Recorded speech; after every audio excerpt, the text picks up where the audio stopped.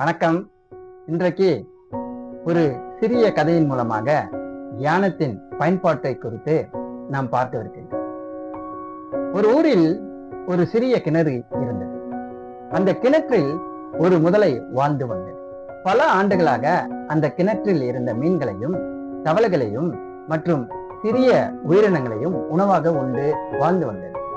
அந்த கிணற்றின் மிகப்பெரிய உயிரினம் நான் தான் என்று பெருமையுடனும் வாழ்ந்தது. அந்த முதலைக்கு அந்த கிணறே உலகம். அதற்கு வெளியே இன்னொரு உலகம் இருக்கிறது என்பதே தெரியாது. ஒரு நாள் இரவு கனமழை பெய்தது. அந்த இரவில் கடலில் வாழும் ஒரு பெரிய முதலை தவறி அந்த கிணற்றில் விழுந்தது. காலை எழுந்த கிணற்று முதலை அதை பார்த்தது. அதை பார்த்தவுடன், நீ எங்கிருந்து வந்தாய் என்று கேட்டது. கடல் முதலை அமைதியாக, நான் கடலில் இருந்து வந்தேன் என்றது. உடனே கிணற்று முதலை சிரித்தபடி, அந்த கடல் இந்த கிணற்றில் 10ல் 1 பங்கு அளவாவது இருக்குமா என்று கேட்டது. கடல் முதலை அதற்கு சிரித்துக் கொண்டே, இல்லை, அதை விட மிகவும் பெரியது என்றது. உடனே கிணற்று முதலை ஒரு முனையிலிருந்து மறுமுனைக்கு தாவியது. இவ்வளவு பெரியதா என்று கேட்டது. இல்லை, அதை விடவும் பெரியது என்றது. மீண்டும் இன்னும் கொஞ்ச தூரம் தாவியது. அப்படி என்றால் இவ்வளவு பெரியதா என்றது. இல்லை நண்பா, இன்னும் பெரியது என்றது. இப்படி பலமுறை கேட்டும் கடல் முதலை ஒரே பதில்தான் கூறியது.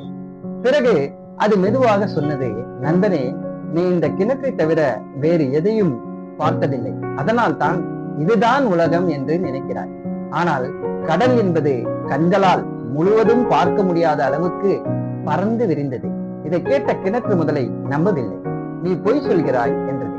இதைவிட பெரிய உலகம் எதுவும் இருக்க முடியாது என்று கோபமாக கூறியது. சில நாட்களுக்கு பிறகு கனமழை பெய்தது. கிணறு நிரம்பி வழிந்தது. வெள்ள நீரோடு 2 முதலைகளும் கடலுக்கு சென்றன. அங்கு சென்ற கிணற்று முதலைக்கு பெரிய அதிர்ச்சி காத்திருந்தது. எவ்வளவு தூரம் பார்த்தாலும் முடிவே தெரியவில்லை.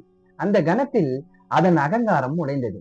அது மெதுவாக கூறியது, இத்தனை நாட்கள் இந்த சிறிய கிணறே உலகம் என்று நினைத்து வாழ்ந்தேன்.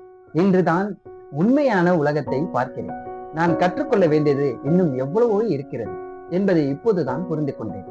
நண்பர்களே, இந்த கதை வெறும் முதலை பற்றியது அல்ல, இது நம்மை பற்றியது. நம்மில் பலரும் கிணற்று முதலையை போல கண்களால் காணும் இந்த உடல் உலகம்தான் முழு உலகம் என்று நினைத்து வாழ்கிறோம். ஆனால் பல ஆன்மீக மரபுகளின்படி நம் உடலுக்கு அப்பாற்பட்ட ஒரு நுண்ணிய ஆற்றல் உலகமும் உள்ளது. அந்த ஆற்றலை உணர்ந்தால்தான் நம்முடைய உண்மையான திறமைகளையும் மன அமைதியையும் ஆன்மீக வளர்ச்சியையும்